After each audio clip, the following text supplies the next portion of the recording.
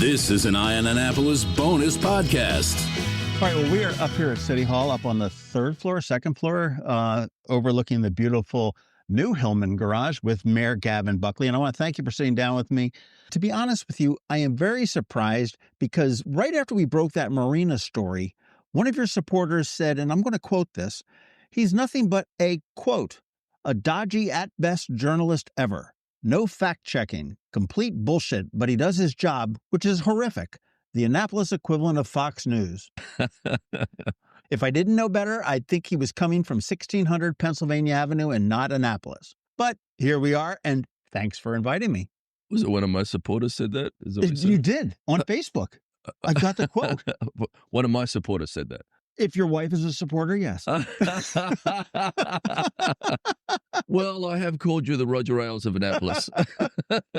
And I'm happy. And it's going to be boring when I go, because how are you going to get all those clicks that I get you? You know, fair enough, but it's all good. I figured you're okay enough to take a joke, and no. as we all are. So, but can I tell you, like, this job is hard on your wife, right?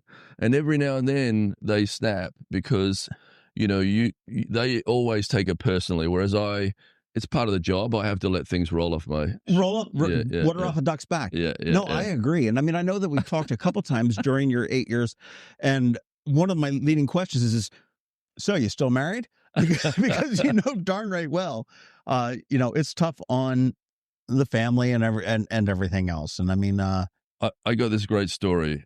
Can I sure. tell you? My wife's picking up wine at Rite Aid. Probably is something that she needs routinely. Right. At Walgreens, at Grouse. And I've made jokes when I go in there with the guys that I know behind the counter and say, they ask me what I'm running for next. And I joke, if I run for something again, I'll be living in a bachelor pad at Park Place. That's a joke I make. So my wife goes in there to pick up wine, and then all of a sudden the guy behind the counter goes, "Are you and Gavin okay?" And then she's like, "What? Why? Yeah, we're good." And he goes, "I hear you're having marital problems." My wife, she's like shaking, and the more she denies it, the more people are lined up behind her, and the more she's just like, "I can never go back there again." Now we'll start a rumor that Park Place just sold a little efficiency place. I love my wife. And my wife's been amazing to put up with me for 8 years. So. But I'd argue that she's probably been amazing to put up with you for much more than 8 years. So I mean, it's just the 8 years has just tested the limits of it. But we're sitting down talking. I mean, we've talked several times over the last 8 years, certainly, and someone said, "Oh, so you're doing an exit interview with Gavin?" I'm like, "Well, he doesn't work for me." I'm like, "Well, wait a minute. Hey, I live here." So yes, he does. If you will. But as we look back on this, is you took office 8 years ago. Can you remember back then what you thought your biggest challenge would have been? And certainly it wasn't a pandemic and a tragic shooting at the Capitol. Yeah, I would never have guessed that I would have 2 mass shootings. And I would say, if you look at my record on what I've been up against in the time I've been here, 2 mass shootings, a pandemic, the greatest downturn in the economy since the Depression, the worst flooding year in history last year, a tornado, George Floyd. We had massive challenges around the country when that happened. And so we've led through a lot. And then while doing that, we've done more capital improvements than I think any mayor that I know about in history, more projects on the way. What I didn't know is how slow things move in government. And that's kind of the most shocking to me, because I came out of the private sector and I thought we would be able to move through these ideas rapidly, and nothing ever happens fast in government. I remember talking about ninjas in City Hall and a countdown clock on Main Street, and probably to the joy of some people that whole Ferris wheel moved even slower because it's not happening. it's not happening. But at least one. I might lease one still. I've still got time. I got 3 months. That's true. But I mean, you mentioned a lot of the capital projects that have done, and I mean, I can sit there and I'll say the bike lane was kind of a dud. The garage, oh my gosh. I mean, it was falling down 10 years before you took office and needed to be replaced. Okay, you got it done. You look at the acquisition of cars in Deltonia Beach, which was, and what that morphs into, we'll see. But acquiring that property was fantastic. The improvement in bike lanes and stuff like that. What do you see as your biggest success? An accomplishment for Annapolis in 8 years. I mean, 5 years from now, going, hey, chest thump, I did that. Yeah, I'm going to stand, by on my record. So maybe not everything will be finished in my term, but that certainly is underway. And so I campaigned on three things: on economic development, exactly what I did on West Street helped that transformation on West Street. I campaigned on the environment, and then I campaigned on One Annapolis. And I believe this city is a more inclusive city today than it was when I came into office. I feel like we're not perfect, but we attempt things and we try things all the time. On economic development, you see me trying things all the time. Some of them work, some of them don't, but at least I'm trying. And then, we have some of the highest environmental standards in the state. And so I think, I've delivered on those things. I can go down the list of things that we've done, and things that I can't take credit for, but I can tell you when I came into office, I cut the ribbon on the new water plant. I cut the ribbon on the solar plant. That wasn't me. Cut in 12 miles of trails into Waterworks Park, built a new pool, built a new public works office, built a new garage, got shovels in the ground on City Dock, preserved dozens of acres of green space to create more water access points than we've ever had, and get more public green space on the water. Just to name a few things, brought in a community policing model that has been very effective, I believe. We are tough on crime. We've got a high clearance rate for catching dangerous people, but also we're taking a social approach to crime. So I feel like I've done a lot more than I thought I would do. I know a lot more than I did when I started, because I didn't know the difference between an ordinance and a resolution when I first came into office. So I'm not a career politician, but I love this city, and I feel like we've done, great things in the place I live, I will say that everything that you just mentioned there, I mean, yes, you absolutely from day one moved this city forward.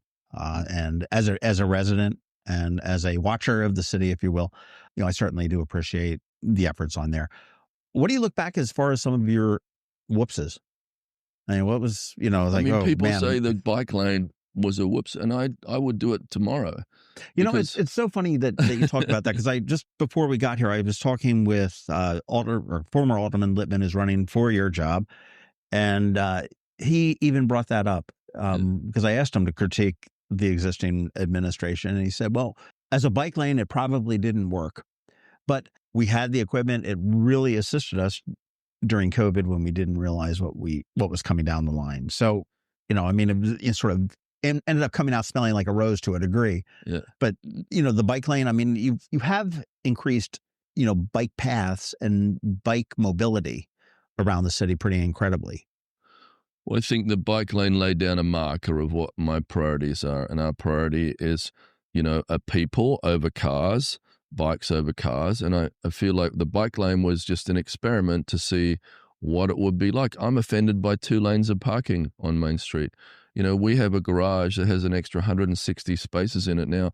If you got a parking space that close to any main street in America, you would think you hit the lotto. Right. And it's just getting people conditioned to park there, because we are, we have built an expectation that you're going to pull up and park on the waterfront, right? Or park on Main Street. And you don't really ever do that. One of my frustrations with the parking thing is that we had to enhance the area of the parking to support this $100 million capital improvement, which is the garage and City Dock. And that enhancement of the parking was Ward 1 Residents Association wanted a parking district to keep people out of their neighborhood who are going to the bars, or employees from staying off their street. So because we did that, because we started to charge in some streets that we've never charged for before, I think that hurt some of the small businesses, and I regret that, right?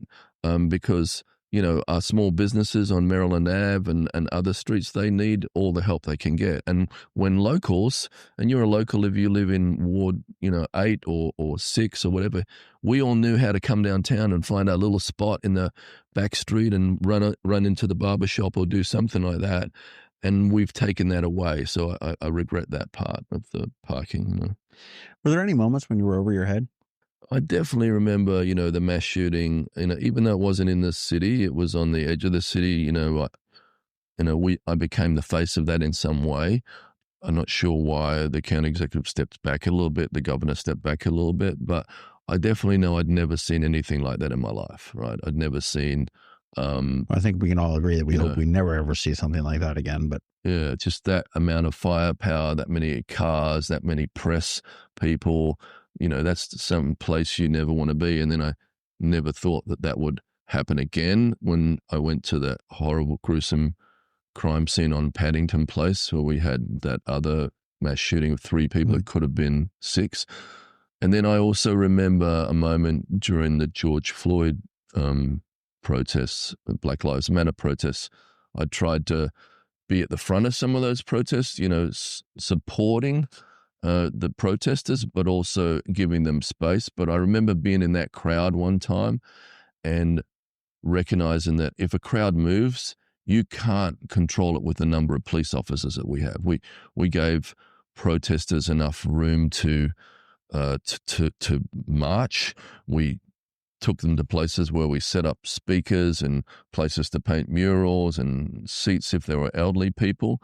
And then we had to navigate them around the reopened Maryland people that were protesting our governor, Governor Hogan. He had his own protesters at exactly the same time.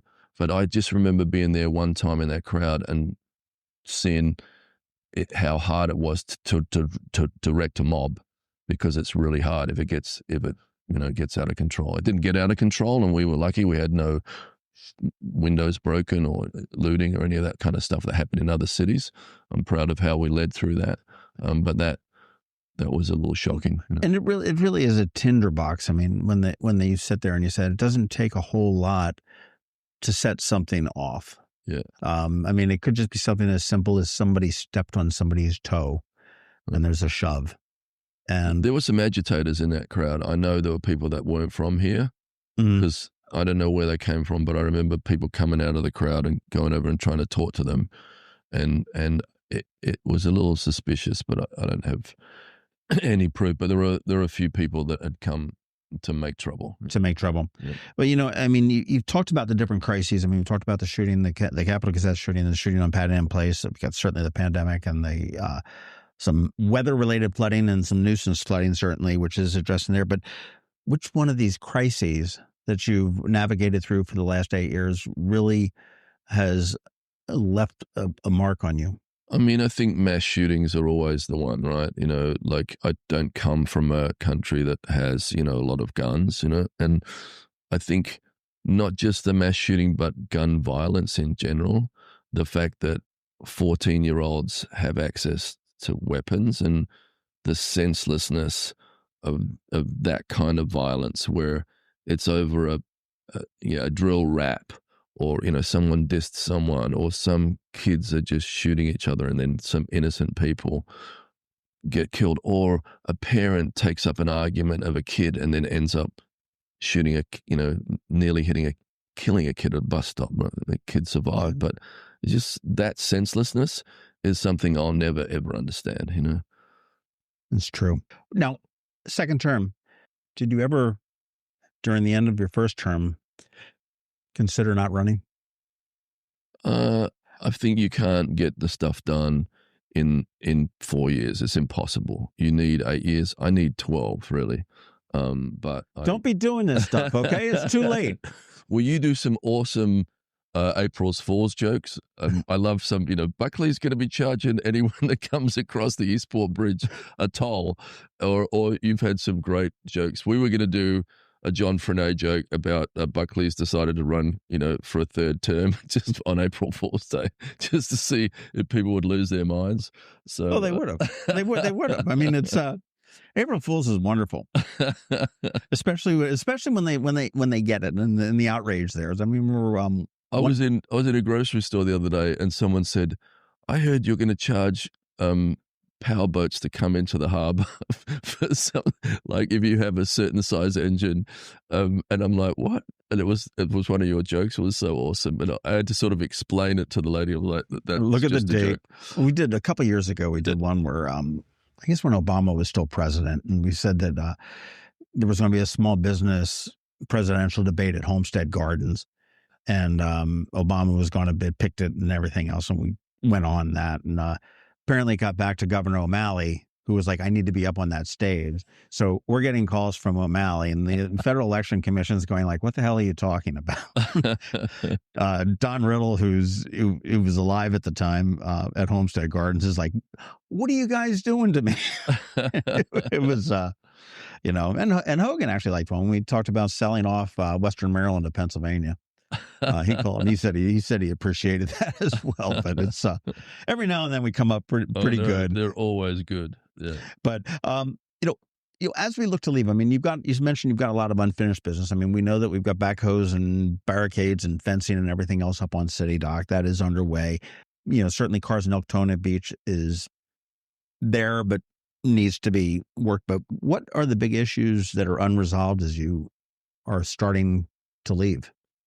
Well, I wish, we're waiting on our FEMA grant, so that'll be finalized in September. That some people would be really happy if the state and the state capital didn't get $33 million for that improvement. I think that's shameful. We feel good about that money. That's the $33 million per.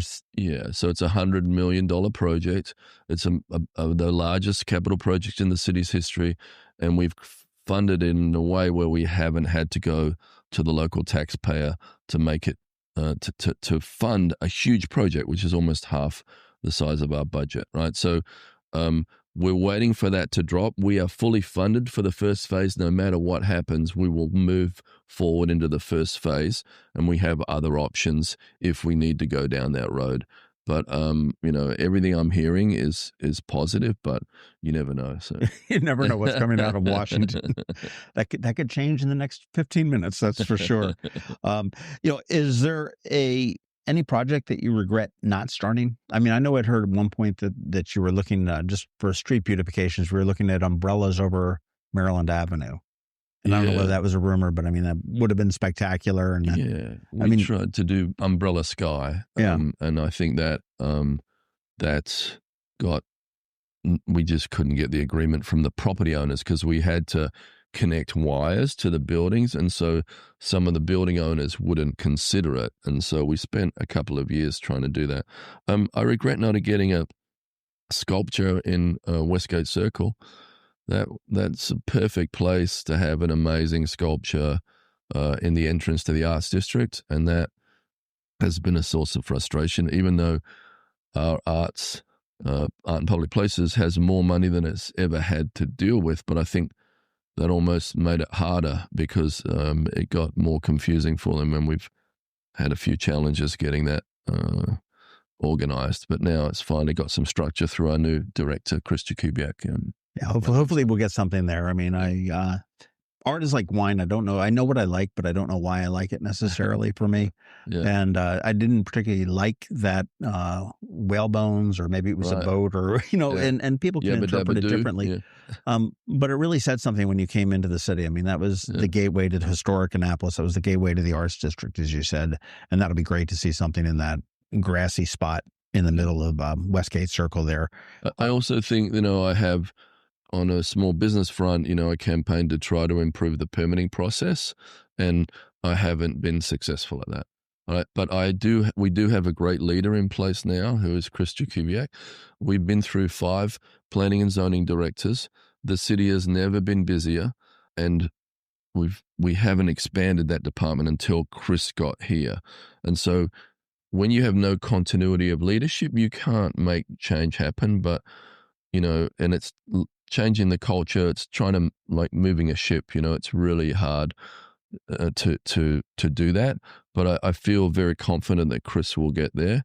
And but that is something that I would say that I haven't been successful at. We got a new software system, and then the software system sucked, and then so we're chipping away at it. We've added more staff, but it still seems to bottleneck in many places, and so I definitely regret that. You talk about implementing change with changes in leadership is difficult and moving things forward and stuff like that. Coming from an entrepreneurship background, if you will, I don't particularly like that word, but I mean, you've often said that your old office was in the basement of a bar next to an ice machine that hopefully was going to last for the rest of the week or whatever it may be, making all sorts of noise. And as a business owner, somebody comes down there and says, "Hey, Gavin, we're out of vodka." You turn around and say, "Okay, go to Lemongrass and grab a bottle of vodka, bring it back over here, and we'll be fine." Whatever the decision, not whether that is or isn't legal, I don't know, but you make that decision then. It doesn't happen like that at City Hall. I mean, did you really ever feel shackled and handcuffed when you came here to be able to not make that decision? I mean, I know you're only one of 9 on the city council as far as the big picture stuff, but it just seems that would be very restraining for somebody that's used to running their own businesses and saying, "Okay, well, let's get shit done." I think that the Democrats are having a moment now, right? That we're talking about Ezra Klein's book Abundance, right? Where we talk about how bureaucracy bogs so much down that nothing gets done. And I've experienced that firsthand. We could have built City Dock Park by now if we weren't waiting on the final FEMA sign-offs. So if we weren't using any FEMA money, the first phase of the City Dock protection would be up and running. We wouldn't be completed until next year, end of next year. But that's delayed us a year. So, and then I see us spend $100,000 on a study to do something, and in my private sector view, I'm like, can't you just build it for $100,000? And the numbers that I see going out the door, but you have to do the study to support the grant. And everything I've tried to fund, I've funded it through a way that a small business owner would do. Don't expect government to pay for it. I expect to find other ways to source the money for it, whether it's requesting money from the county or the state or the federal government or a P3 like we did with the garage here. Any other way where we don't have to tax the local constituents. I've done one tax increase in 8 years in office, and I did it in my first year, but taxes have gone up because property values have gone up. I can't control property values, but I'm happy so many people want to move here. I fight the NIMBYs just like everyone else fights the NIMBYs. The NIMBYs stop us building things, and because we can't build any things, we have a shortage of supply, and because we have a shortage of supply of housing, prices become astronomical. The demand is there. Well, in that, I mean, yes, you have not raised taxes except for your first year, and I mean, when you do that, I'm like, oh, this is amazing because people forget in 4 years. It's, a smart move on the guy's part, but on the new mayor's part, but. Taxes have increased. The bottom line tax figure has. The rate has not increased. And we've got this petition that's out there. I mean, do you support that to be able to cap? Yeah, my analysis is that they use numbers. If you do it retroactively, it looks like a massive amount of number. But if you have $1 million house and we imply that we do that tomorrow in the next tax cycle, you'll probably save $20 or $30, right? That's if we do it starting now, right? Right.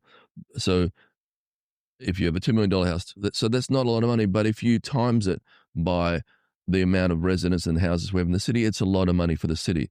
So I don't support it because if we did that, we'd lose revenue, and the city needs every dollar it can get because every dollar we take in on taxes, we put back out on the street. So I think that practice would lead to us having to increase taxes because we'd lose revenue. And for most residents, in my view, it's just a small amount of money. So, but it's an election year. So the two big things that are going to come at me, and it'll be a referendum on me, is taxes and crime, and they're very effective tools. Well, let me. I want to defend you in your position there a little bit too, for those that aren't aware of this. Okay, and I see your point that it's, in this grand scheme of things, to a homeowner that has $1 million house or whatever it may be, it's not a huge significant amount. It is a fairly significant amount of the city. We can argue whether the city's budget is legitimate or not at $200 million, but the city here is very unique in that we are the county seat, we are the state capital, and we're home of the United States Naval Academy, as well as the amount of churches which we have here. And all of these places, as well as the schools, I mean, we've got Green Street. I don't know whether Annapolis Middle School is, but there's a couple, West Annapolis and whatnot. All these properties don't pay taxes. So everything that runs this city has to come from property, real property that is homes and businesses that are owned within the city. And then obviously the other tax revenue. But I mean, we're not getting any money from County Executive Pittman in forms of taxes. We're not getting anything from Governor Moore. Does not pay does not pay property taxes on Government House. Yeah. So we are 20% of the property is not taxable. How much is it? Around 20% of our property is not taxable. That's crazy. Yeah, that's a lot. That's crazy. And property tax is our main revenue, and it's easy to say from a county position to do that when they have multiple sources of revenue. It's easy to say that from a state where they have multiple sources of revenue. We have one real source of revenue, and that's our property tax. And I hate paying property taxes as well. But we live in one of the best cities in America, and our property taxes are lower than Alexandria in Virginia, Bethesda. They're lower than Ellicott City. They're lower than Baltimore. They're lower than Washington, D.C. And I think we have a 10 times better quality of life. And if you boil it down, our property taxes are lower than they are in Texas for the same value property, lower than they are in Florida. And I like to throw a couple of good Republican ones in there, lower than Kennebunkport and lower than Carmel. And you can check those numbers. And again, I mean, I am thankful that when I do dial 911, that the police come running, the fire department comes running. I mean, we look at just recently we had an apartment fire out on Richard Noel Ray, Renee Noel Way, out on West Street. Obviously knocked down by building codes that had a sprinkler, but the fire department was there to be able to make sure that didn't get any worse. Just like Sailor, Yeah. And Sailor had sprinklers as well, but it's a 100-year-old building, and the fire started on the outside of the building and burned around the outside. In the dumpster out and back in. Yeah. What's the hardest no you've had to deliver, whether it's maybe to the council, your constituents, you? That's a good question, but I'm trying to think of anything we've had. I mean, we try to do everything that we're asked of. The council bring things to us. I mean, I think we've had a good team, and we haven't had to deny them anything. I think some things you can only fund incrementally. So I don't really have an answer on that. Well, you talked about the council. You brought that up, and I mean, thanks in large part to Donald Trump. You've been a majority all-Democratic council for your tenure. You're an all-Democratic council your last term. And many see it as a sort of a rubber stamp, a go-along type of a council. Do you think it's good or bad to have all of that? I mean, you had Fred Payon for your first term, right? Well, I thought Fred would be some kind of help to me in small business, and he wasn't at all. Right? When I needed a vote on, and I don't see, look, I love being a mayor, but if I go to a mayor's conference, no mayors ask each other if they're Democrat or Republican. They just ask each other what their problems are. And so in local government, I don't think it matters as much. On the city council, when I came into office, I thought this is going to be easy. We're nearly all Democrats. I'll be the quarterback. I'll hike the ball, and then we'll go march up the field. But instead, I hiked the ball, and about 8 of them tried to tackle me. And so it doesn't mean that they're going to support you just because they're Democrats. It's just as hard. I get attacked from the left, probably harder than I get attacked from the right, right? And so, we all have to govern from the middle to get things done. And I feel like I've governed from the middle, and that's why we've been effective to get things done. But the Republicans should be developing leadership here. I mean, if you have a good message and it's not the same message every time, or if you have some big ideas, people will get behind you, right? But I think that they haven't been developing the leadership that they should. And then now we have someone getting in the race, 2 weeks before then. If you're serious about running, you would be in the race 2 years ago, True. You talked about like your conference of mayors and stuff like that. And we don't identify as Republicans or Democrats or anything like that. Just what are our problems? Are our problems unique? I mean, we certainly have some, but I mean, do you find that most mayors that you've interacted with, and I mean, you've been on the Council of Mayors for, 8 years now. I mean, are the problems that we see in Annapolis pretty much universal? Yes, I just got back from Charleston, and I went to Charleston specifically. You love Charleston, don't you? I've never been there before. But we've hosted 2 Charleston mayors here. So Joe Riley, if anyone knows who he is, he's considered the mayor's mayor of America, right? And he was a mayor for 40 years. And the Charleston that we know today, he was the architect of. And I went there to meet with his son. I wanted to meet with him, but he's getting older now. He's got dementia and that. And then I met with the Mayor Cogswell, the current Republican mayor of that city. But why I went there was to look at some of the challenges that they had. They're a beautiful waterfront historic city, just like we are, right? And so I went there to look at their waterfront park and waterfront hotels and different things like that were opposed by the preservationists. The preservationists sued Joe Riley, the mayor of Charleston, multiple times. And today, they hold him up on a pedestal as the great preservationist mayor. But they seem to forget that for decades, all they did is contest his ideas and fight him on the convention center, the hotel, the waterfront park, the fountains. The same struggles that I'm having today, he was having 30 to 40 years ago. Yeah. Interesting. Yeah. I mean, Charleston is very, very similar. I mean, when you first ran for office, you had, you held up Joe Riley as far as, somebody to emulate and everything else. And Charleston has very similar things. I mean, they got ruined by a hurricane, Yep. Which some may argue was the best thing that ever happened to the city because it allowed them to start from scratch and to really rethink what they needed to do to be resilient and to be able to grow into this is what the cards were dealt with. Yeah. We lay under that threat as well. I mean, we've had Isabel, we've had, several different large storms that have, come up the bay. We've had some that have come around and hit us from the north. You see what OEM does. You see what the fire department, the police department. Are we prepared for the big one? I think we should be building City Dock as fast as possible, and anybody that tries to sue us to stop that should be ashamed of themselves, right? And so, do you know who's doing that? We don't know who the John Doe is. I can guess. I know someone else that's joined in the lawsuit called Historic Annapolis, and so, and I don't know why they come after me. But it's not like I provoked them in any way with my bike lanes or my Ferris wheel or my murals. It's just out of left field. But the City Dock issue is not a preservation issue. In my view, because all that land was fill, none of the buildings there have a lot of significance. The Burtis House is not Monticello. It was not a public building ever. It was not a monumental building. It was always surrounded by buildings. We're going to preserve it.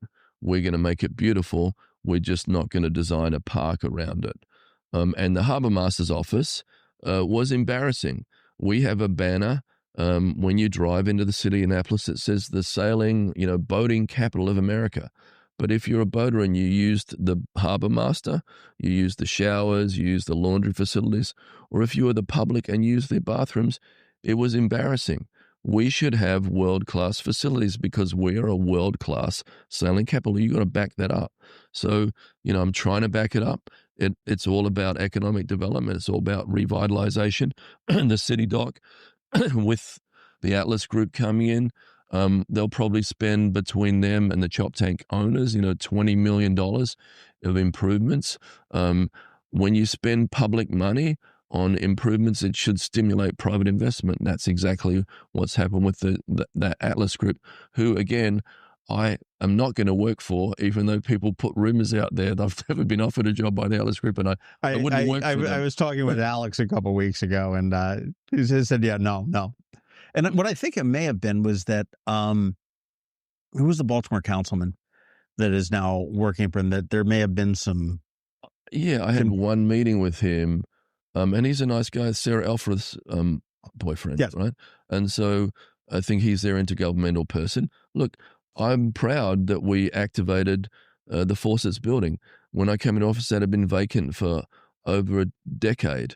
And now, whether you can afford to eat there or not, it's an amazing activation of the building, and you can't get a bad view, right? And so I get to show off the city from that building. I'm happy that they don't do Miller Lite umbrellas and plastic furniture. They spend money, and we should have nice things on the waterfront. And maybe you can't afford to eat all the time, but you could go and have a beer there. You could stand on the deck there and enjoy wonderful. the city. Enjoy the historic view up Main Street. Enjoy watching boats come in on Ego Alley. Look out to the Chesapeake Bay. Fantastic. But getting back to this, I mean, as from an OEM point of view, are we prepared if the big one comes up the bay? Category 3 hurricane comes directly up the bay with Annapolis in its sights. I mean, I know, yes, we do need to build up City Dock. I mean, that's resiliency, that's protection, that's protecting the economic engine of downtown. But do you feel that our Office of Emergency Management, as it sits right now, which encompasses the OEM operational end of it, and then you've got the police and the fire and the EMS and all the other departments that come together to work, are we prepared for any kind of a huge emergency like that? I think we have one of the best emergency management teams in the country. And I was shocked when I first came into office and got to go to the bunker where we have all emergency management set up. And I know that we have a small team, but a really mighty team. But also we are in communication with our state emergency management teams. And so we're very coordinated between the state and the county. So I think we're in a good place. If the City Dock project was finished, that would have kept Main Street dry if Isabel had come. So if we experienced anything like Isabel's push up the bay, the new City Dock project, which is built to 8 feet, would have stopped that, would have protected at least the historic district and downtown. Now, it wouldn't have protected Eastport. They would have had they would get the same results. We've found $1 million to study how we're going to work to protect Eastport, understanding that I think it's something like 70 or 80% of the peninsula of Eastport is privatized. So that presents its own kind of challenges and how you work on the resilience efforts there. But that study is in motion now. So that is the next place that we need to move forward on. But we need to get City Dock done first, because that's our biggest economic driver, the City Dock, of course, and the Academy connection. Right. What do most people misunderstand most about how government works? I mean, you're probably sitting in the catbird seat to be able to say that, because you were probably screaming, as in the private industry. Yeah, I mean, we have to follow the law, right? And not only our laws, but we have to follow state laws and federal regulations. And many of those regulations are cumbersome, and they add time and they add money. And I feel the same frustration. I've got pictures of me standing out past the I think we're calling the West East Express. I've got pictures of me standing in that area 8 years ago, and it still looks the same today. We're going to break ground in the next month, but that took 8 years to build in my view, a wide sidewalk. So I think that people don't understand that the wheels of government do move slowly, and I feel like even as Democrats, we get tagged with government, so it's up to us to fix it. And I think right now we're having to look in the mirror and say, why does everything take so long? And how can we do a better job at streamlining. I know the governor's talking about the same things. We can't be the party of no and slow, and so I definitely don't want to be looked at in that way. And I think we've achieved a lot, but we could have achieved more if things weren't so cumbersome and layered with restrictions. Yeah. What do you have to say to the incoming mayor and council? Good luck, suckers. I think it's the best job you can have. I love being able to affect the town that I love. Where my kids were born and where they grow up. So I think that they're going to enjoy it. But I think that I made this joke with Jared. His tag is listen, unite, and do. And I agree. You've got to listen. And people say I don't listen. I do listen, but I can have a different opinion. It doesn't make me a bad person. It doesn't make me not transparent. We choose to go in a different direction. So if people say you're not listening, they really mean you're not doing what I tell you to do, right? And I don't agree with making this town Williamsburg. Some people want this town to close down at 6 o'clock because that's where they are in their life. We're a state capital. We're entitled to grow. So I think the thing that you learn really quickly when you come into office is that things take a long time, and don't think you're going to be able to just do things straight away. Listening is easy, but decisioning is a lot harder than listening. And so I think that's the lesson that I learned, that you sooner or later you've got to make a decision, and then a group of people are going to not like you.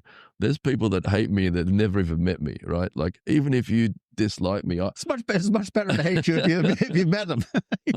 And I'll sit down with anyone, have a beer. I'll sit down with anyone, have a coffee. I think I run in the morning with Tea Party guys and bleeding heart liberals and Trumpers and soccer mums and various people from all walks of life. And we do a lap of the academy, and then we come down and we bust on each other a little. And then after the run, we sit down and have a cup of coffee. I think that's what's gone wrong in our country it's now. really refreshing when you sit there and say that. I mean, and it's unfortunate. I've lost some friends based on national politics. And what happened to the time where we can sit down here and we can wrestle in the mud and disagree? At the end of the day, we're like, okay, I didn't convince him, and he can say, I didn't convince him. Yeah. But we're sharing a beer and some wings. Yeah. We need to get back to that. So the Gateway Park, if you know that piece of land that is right past Grouse on College Creek, I'm trying to do a lot of activation.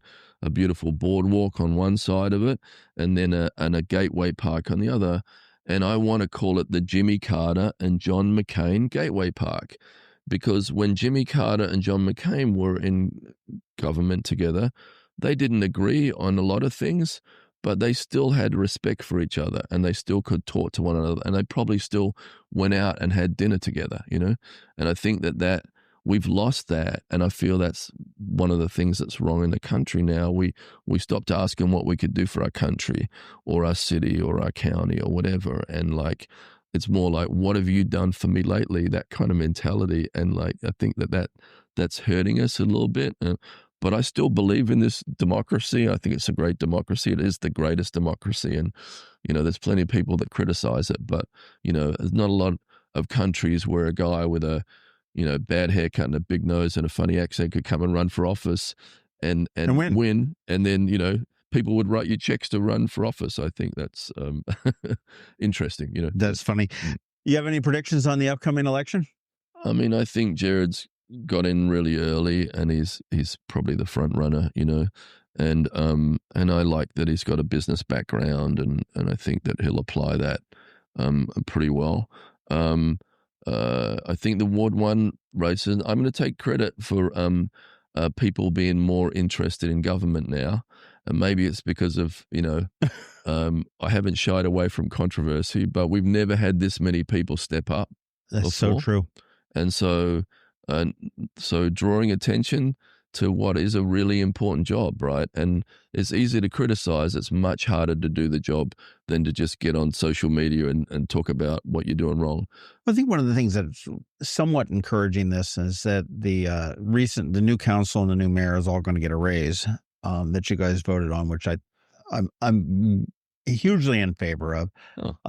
Just because you've got, when you have that $12,000 or $14,000 or whatever the heck it was that they currently have, you really discourage a lot of the smart younger people from coming out to do that. Okay, that's an old retired guy's job or an old retired woman's job that has the time to be able to do that. I remember when I was talking to candidates in the last election cycle, and I talked to one candidate that was running. I said, "How much time do you expect to to dedicate to being an alderman?" Yeah. And he said, "Well, we got 2 meetings a month. They're about 3 hours a piece, so 6 hours there, and I pay for an hour and a half, 2 hours a month after that." I'm like, "Okay, well, Right. good luck with that." Right. But now the money is, and you shouldn't run for money. You should run for love of community. But it helps to be able to do that and to attract some younger talent, some good talent, and we do have a wealth of talent in this city. I'm so glad you said that, because what happens is it is become just old people running for government because they have time on their hands. And then the decisions are made from that lens. We need young voices because, we're going to be dead. And so having a young voice on council and getting some compensation for it, this might help. So I'm really happy that you. You look at the current council. You look at DeJuan Gay in Ward 6, youngest guy ever on the council. Pretty sure that's I think he was, and I will disagree with him, night and day all the time long. I mean, you've had your issues with him, ultimately, you're stoned, whatever it may have been. But he was effective. And he was really effective for his ward. I mean, he throughout his term and a half, he never really lost sight of why he was there. And I really laud that. And that's just somebody giving it a different perspective. Yeah, I think that his voice was important, and we didn't always agree. Some of the controversy that about him, I mean, like, being poor isn't a crime, right? And sort of sometimes if you amass bills from the things that you do wrong and you don't have a way to pay them, you do sort of like owning a business, right? Yeah, you do stupid things and you don't realize it, but it ultimately catches up with you. And I'm going to defend myself. Look, I've given up the best 8 years of my life of earning to make a smaller salary than I would if I'm not. The salary's great. I'm not, not ungrateful about that. But when you do this job, you give up certain things, and so I've given up the opportunity to do that. I wouldn't change that for the world. But the new salaries will help. I don't think the mayor's salary matters as much, but the council definitely will get potentially get better candidates. Well, it's funny you talk about salary and stuff like that, and you say it's a great salary. I mean, okay, I don't know what you're 100 and something or other. You're not a 9 to 5, man. I mean, there are some perks. I mean, you probably get free parking in the garage. You got that whole that nice place to put your boat for the now at the end of it. But 3 months left. Yeah. Let me peeling the sticker off with the. But can I defend that? Yeah. Yeah. So I support. Doesn't make me a bad person. Like, I support the same regulations we have for the dinghy dock at City Dock, because the dinghy dock at City Dock is 17 feet and 90 horsepower. Many people have purchased boats that size because it's a decent size to come across the Severn River. So my idea behind that was not only because it would help me. I'm saying that I purchased a boat because I needed a back row, and I've used that boat to take multiple people out, and from FEMA people to dignitaries and all sorts of people to look at the city from the water side. And you would be amazed at how many people have not done that, have not seen the city from the water side. You think everyone had done that. So I believe that the same regulations, if they were applied at Ellen Moyer Park, or if they were applied at Truxton Park, or at other street end parks, people would come from other parts of the region and they would tie up there with the same regulations as a 12-foot dinghy, go and do a walk in Truxton and then get back on the boat and then go out. Bring their dog on a boat, tie up there and go for a walk. I think that's my view.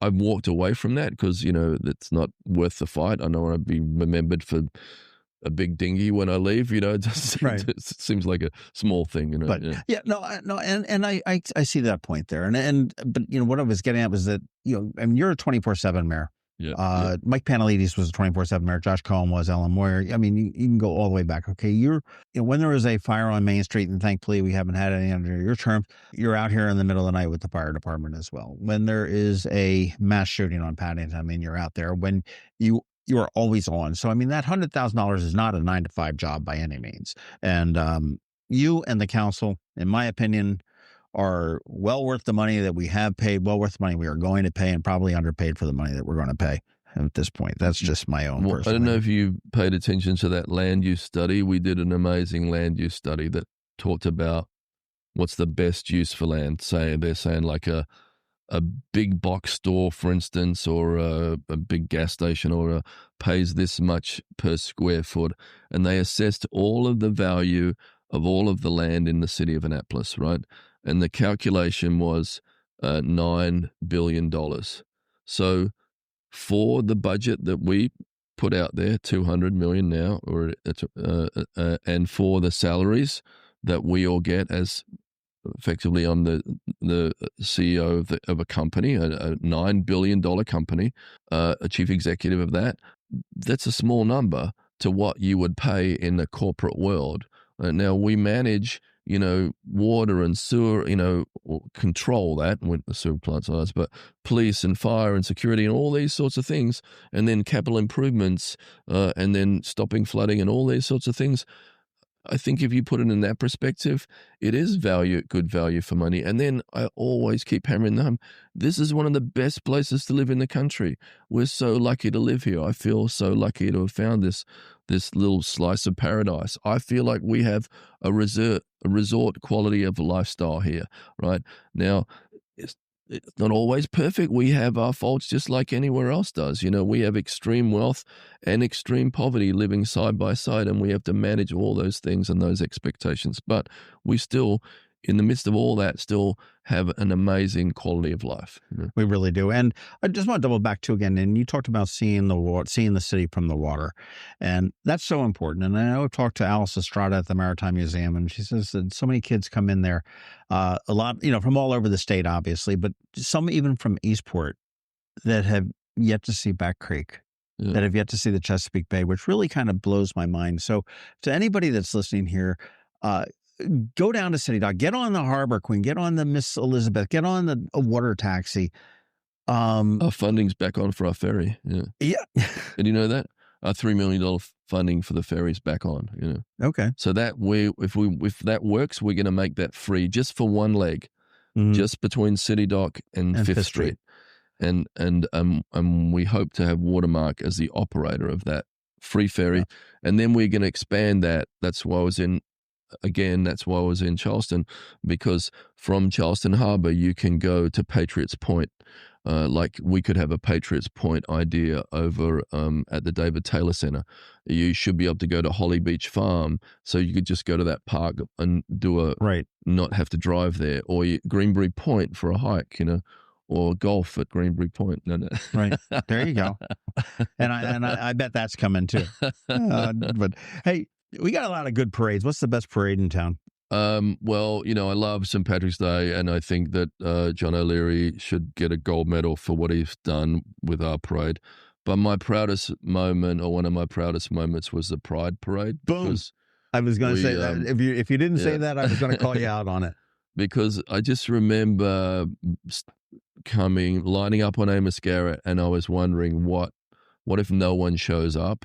And then I came around the corner, as just this sea of rainbow flags, and there were like mums with free mum hug shirts on. There were dads with proud father shirts on. There were 3 churches in the parade. And that stuff wouldn't have happened. It didn't happen before me. No, it didn't. And I will say, I remember the first Pride Parade was completely uneventful. It was you, a girl from Crofton, two umbrellas, walking up Duke of Gloucester Street, I think. Oh, you remember that? Oh, right. Oh, wow. Which was really the impetus behind this. And then, Jeremy had gotten back, and that first year, I so remember that. I mean, I remember thinking, wow, word one, the buckled up, we don't like these bars because people come pee in my flower pots, which doesn't happen that often, even though they'd like to make you think it's a nightly thing. But, are they going to be like, oh my God, we've got a bunch of freaks and, and gay people and everything else, or were they going to be embracing? And man, when I saw that, it was just so great to see. And it was just a day of love. And it sounds very hokey, but that's exactly what it was. And that's what it was year after skip a year. Yeah. Well, I love it because this year I get a chance to do my last parade. And then in October, we got the rescheduled Pride Parade on. So I'm going to go big: Ferris wheels, bike lanes, dinghies, whatever I can on a big farewell float. I will say one of my main critics at Ward 1 did put out something to the Residents Association to say that he was disgusted after doing a Google search to see that there was drag bingo happening on West Street, and that we should be ashamed of that. And so I want to know why he was searching drag on the internet anyways. It's sort of a funny story. Way back when, I used to own several travel agencies, and my office went down to New Orleans, and we went to a drag bar that was there, and they were serving dinner. It was called, I can't remember what it was called, but and I said, what would be fun to do is to bring a bunch of drag queens up here for our Christmas party.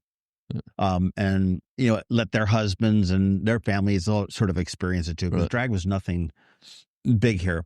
And so I found the people down in New Orleans that were willing to do. I was going to fly them up here and everything else. Had hotels and everything else. I said, but I better let the restaurants know. And I went to Treaty of Paris. I'm trying to remember. We went to Harry Brown's. We went to Buddy's. I guess it was Phillips at the time. And they were all like, no. I'm like, they're staying out by the mall. They're going to come in. It's a private party. It's a closed room. They're going to do their little drag show. There's no nudity. I mean, it's just and it's fun. It's entertaining. And they're going to go out. And if they come back later, I mean, it's, not going to be their thing, but not one of them would do it. Right. And then it was like 3 weeks later, there was the front page of B1 on the Capitol was like some shop at home sex toy party in Eastport. And I was like, okay, well, Annapolis has gone over. and I remember before you were mayor, I mean, you were a leader between the old Fringe Fest. Yep. Which was fabulous. I mean, you had a half naked buffet girl in Tsunami, I think. Right. Right. Well, we did. And we had a nude portrait installation somewhere. That was at the livery. Yeah. I wish that would have stuck, because that's another thing. Spalato's art festival is amazing, right? I mean, I'd love us to have something, like the Edinburgh Festival, or even though we were small, but I love the Fringe Festival because it was just so unique. It was so different. You never knew what you were going to find. And I mean, with art, I mean, you never know what art really is. And the way different people express it. I love it that people didn't like the mural we put on Tsunami, which is kind of one of my launch pads for running for office. Even if people didn't like it, I'm happy that they stopped, looked at it, and then made a decision they didn't like it and then walked away. Absolutely. Absolutely. Hey, question. I mean, we just did this yesterday. We just selected the final people for Ignite Annapolis, which is coming back in October 21st, I think it is. Awesome. And you sort of launched your original campaign at Ignite. Yep. And that was, I guess, the soft launch to see whether people resonated. Was that purposeful? So I'm glad you remember that, because I wasn't a public speaker. Like my it was from red light to, I can't remember the name. Oh yeah. Forgot all about that. About how we, from red light district to arts district. That's the speech. Yeah. So talking about how we brought arts into West Street, and the reputation of drug dealers and hookers. We know there were definitely hookers working West Street when I was renovating Metropolitan and Tsunami and Hudson Fouquet, all that sort of stuff. And so we think that art, I always believe this in when you gentrify is a bad word, but when you turn areas around, it's always restaurateurs and artists that go in first. And then, years later, they can't afford the rent. I think I know the answer on this, but what's the biggest personal sacrifice you've had to make in the last 8 years for your time in office? I think it's just, my wife is amazing, but I think it's hard because people, you're never going to have everybody like you, right? And then and in this day and age, people say all sorts of stuff like that. Sure. Brave keyboard Everybody warriors. in this town has my number. If you think of me doing something, call me and ask me. You can choose to believe me or not. But what I hate is when people say you lie as a politician. Like, I don't lie, right? I might have a different opinion. I'm Australian. I tell a tall story. I'm not saying I don't do that, but like, it's terrible when people say that about you. So, and then people will just say you're not, you're hiding things. I mean, the council process is the most transparent thing that we have. And you have to start somewhere. So it starts with an idea, and then you move towards legislation, and then you have public hearings, and people come in and say all sorts of nasty things that they want about you. I'm a guilty Catholic, not a very good practicing one. So you always want to believe you can convince people that people are going to like you. But I guess in this day and age, some people are never going to like you. That's the name of the game. I mean, most elections are won by about 50-50. Right. So you've got to figure about half the people are just disagreeing with you to start with, right? And looking for something there. What community voices? I want you to name some names. Who were the most influential for you?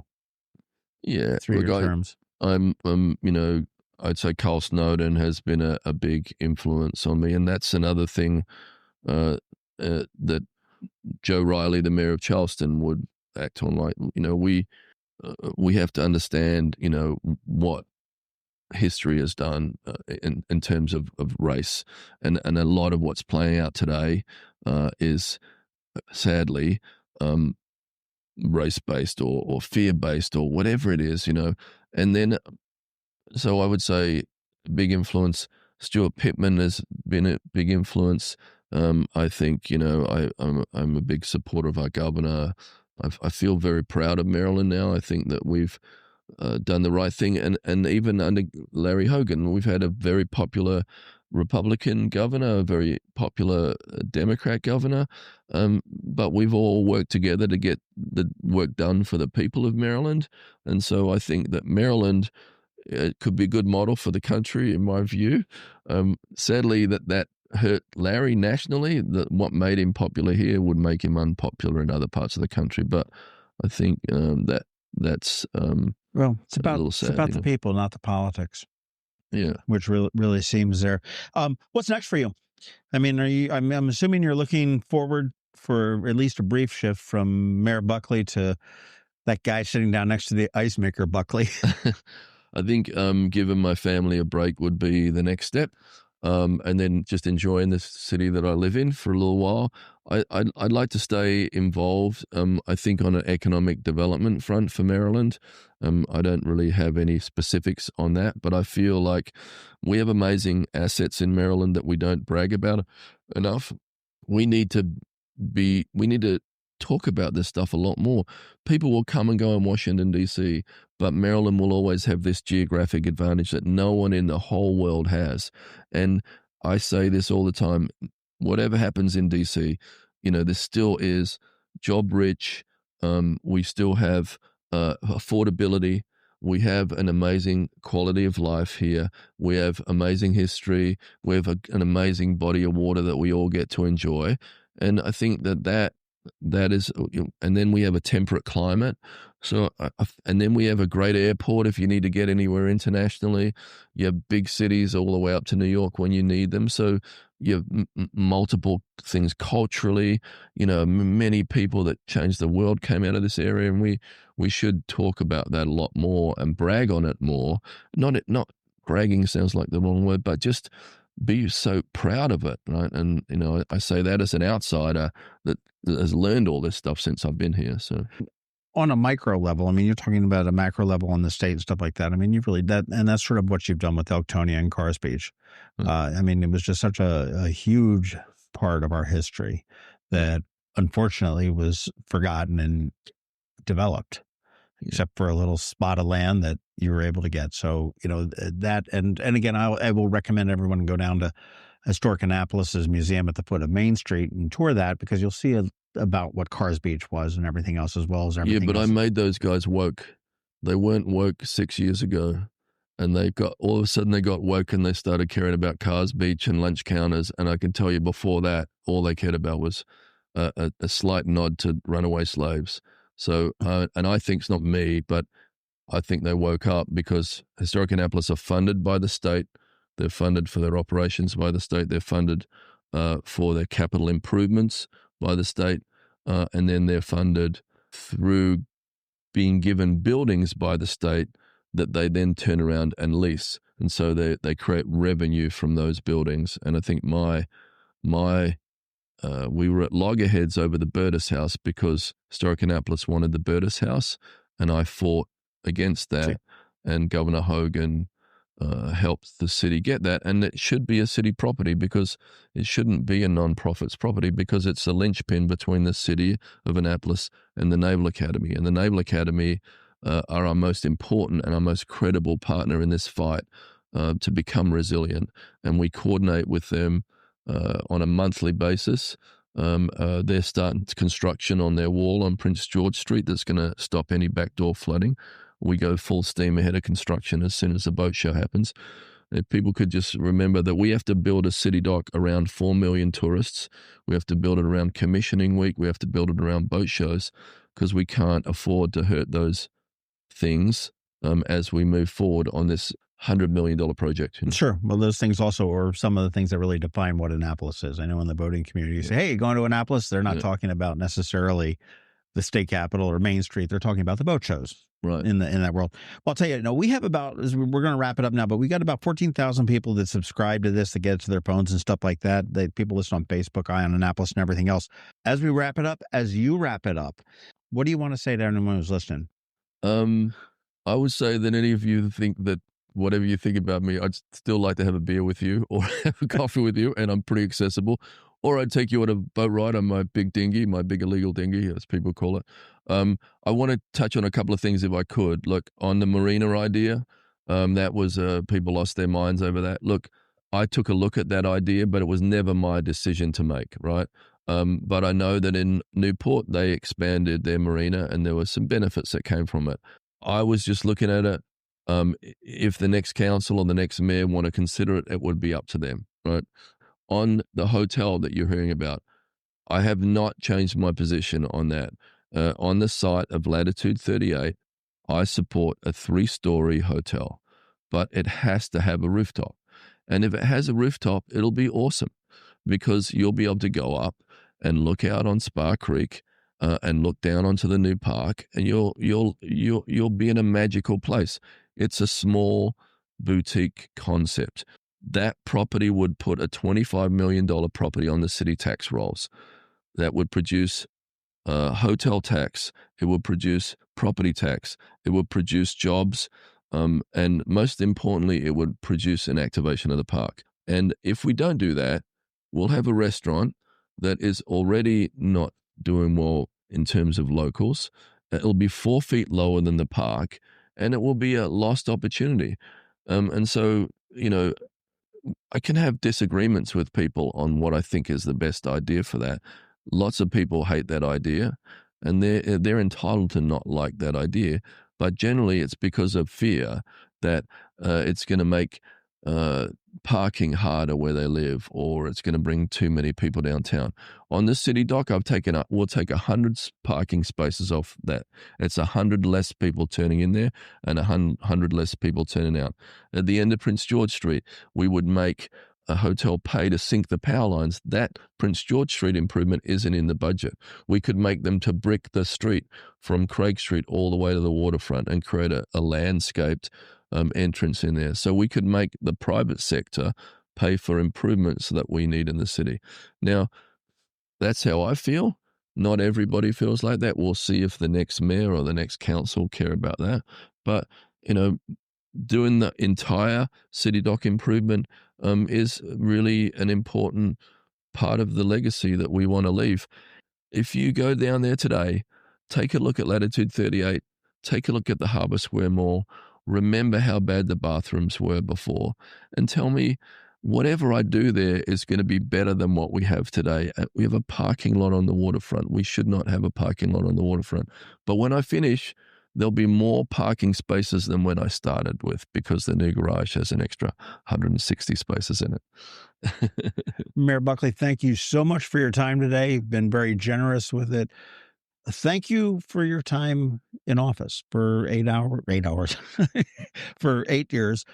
Certainly, as we've talked about, not everyone is going to agree with you 100% of the time. I think it's safe to say that, you have been a very good, a very effective mayor. You have moved the city forward.